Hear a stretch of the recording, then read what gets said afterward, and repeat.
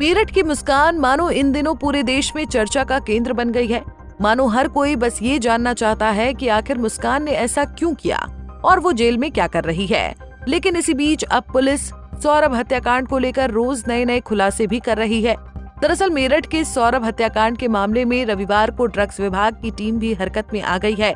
इसी कड़ी में टीम ने खैरनगर स्थित उषा मेडिकल स्टोर पर छापा मारा। बताया जा रहा है कि मुस्कान ने इसी मेडिकल स्टोर से सौरभ को बेहोश करने के लिए मिजोलम का इंजेक्शन खरीदा था। टीम ने मेडिकल स्टोर पर 1 साल का सेल्स और परचेज का रिकॉर्ड कब्जे में लिया और अग्रिम आदेश तक दवाइयां बिक्री पर रोक लगा दी। इतना ही नहीं, टीम ने मेडिकल स्टोर संचालक अमित जोशी से पूछताछ की। दरअसल उत्तर प्रदेश के मेरठ के सौरभ राजपूत हत्याकांड की जांच जारी है। रोज मामले में नए खुलासे हो रहे हैं। इसी कड़ी में अब पुलिस के साथ ड्रग्स डिपार्टमेंट ने उस मेडिकल स्टोर पर छापा मारा जहां से हत्या की मुख्य आरोपी मुस्कान रस्तोगी ने दवाइयां खरीदी थी, जिसमें एक एंटी डिप्रेशन इंजेक्शन भी शामिल है। शहर के खैरनगर स्थित उषा मेडिकल स्टोर पर ड्रग्स डिपार्टमेंट की टीम पहुंची। ड्रग्स इंस्पेक्टर की अगुवाई में टीम ने स्टोर संचालक से पूछताछ के बाद जरूरी जानकारी जुटाई। इसी दुकान से हत्या में इस्तेमाल किए गए बेहोशी का इंजेक्शन खरीदा गया था। मैं इस चीज़ के साथ कोरिलेट तो नहीं करूंगा कि हाँ वो दवाइयाँ ज़रूर लेके जाती थी यहाँ पे। हम भी इसी प्रकरण में जांच के लिए आए हैं कि भाई वो आती थी यहाँ पे क्या दवाइयाँ लेके गई हैं। तो हम ने इनसे कुछ रिकॉर्ड्स लिए हैं, जांच कर रहे हैं। ऐसी भी दवाइयों की जांच कर रहे हैं जो NRX कैटेगरी की है और कहाँ डिस्ट्रीब्यूट की है। लेकिन मुस्कान का जो बिल है, मुस्कान यहाँ से 3 टाइप की दवाई लेके गई है। एक एंटासिड टाइप की है, एक एंटी एंजाइटी है और एक मिजोलम इंजेक्शन लेके गई है यहाँ से 1 तारीख को। लास्ट 1 तारीख को लेके गई। जी। तो सर ये जो तीनों दवाइयाँ आप बता रहे हैं ये किस चीज़ में? देखिए, एक इसमें एंटासिड है, एसिडिटी बनती है उसके लिए है, एक एंटी एंजाइटी का है और एक मिजोलम है, ये एंटी डिप्रेशन है ड्रग्स। ठीक है। ये तो डिप्रेशन की भी दवाइयाँ यहाँ से लेकर जाती थी? हाँ।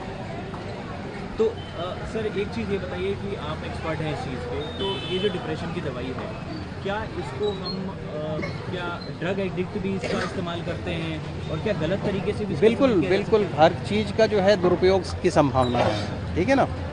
यदि कोई आदमी बिना किसी बीमारी के कोई दवा लेगा तो जाहिर सी बात है कि उसका एडवर्स इफेक्ट उसकी बॉडी पे आएगा ही आएगा।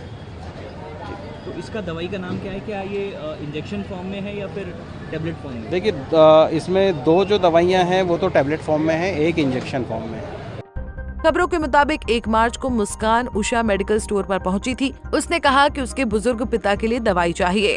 स्टोर संचालक का कहना है कि उन्होंने डॉक्टर के पर्चे पर लिखी गई दवाएं उसे दी थी, जिसमें टगारा टैबलेट, मिजोलम इंजेक्शन और डाइजीन का नाम शामिल है।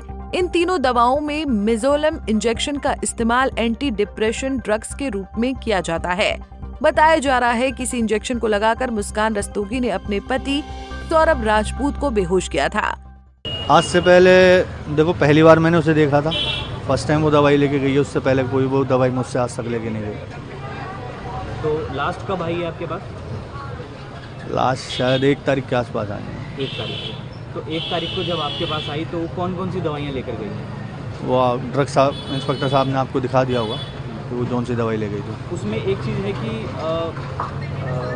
ब्रेन की कोई दवाई, डिप्रेशन की कोई दवाई लेकर गई है। जी। तो कितनी दवाई लेकर गई है सर आपसे? और एक स्ट्रिप और एक वो।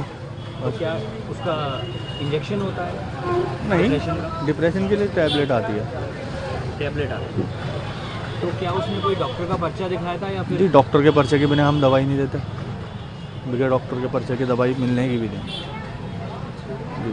अच्छा ये बताइए कि आप किस चीज़ के एक्सपर्ट हैं, तो क्या उसकी जो दवाई है डिप्रेशन वाली, उसका नाम क्या है? सबसे पहले तो ये बताइए। और दूसरी चीज़ ये कि उसको अगर ज़्यादा डोज खाई जाए तो क्या उसका गलत तरीके से भी इस्तेमाल किया जा सकता है? देखिए, मैं इस बारे में कुछ नहीं कह पाने का, क्योंकि ये जो डोज होती हैं ये डॉक्टर लिख के देता है, प्रिस्क्राइब करता है कि 1 टैबलेट है, 2 टैबलेट बीडी है, वो वही करता है।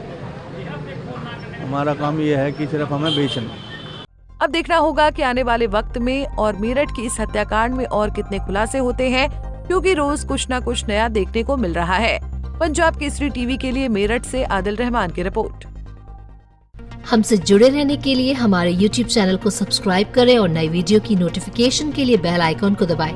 अगर आप ये वीडियो Facebook पर देख रहे हैं तो लाइक जरूर करें और ज्यादा से ज्यादा शेयर करें। धन्यवाद।